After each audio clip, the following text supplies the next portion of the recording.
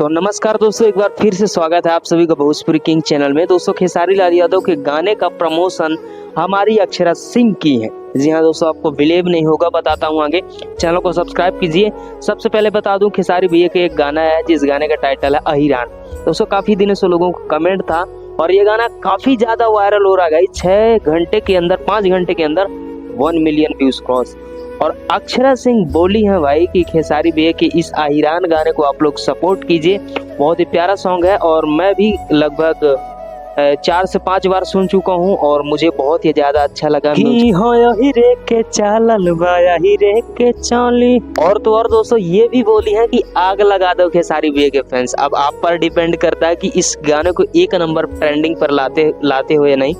Comments करके बताइए और खेसारी भैया के इस अहिर सॉन्ग को कितने लोग सुन चुके हैं, हमें कमेंट्स में बताइए। और चैनल को प्लीज सब्सक्राइब करना, वीडियो पसंद आए तो लाइक।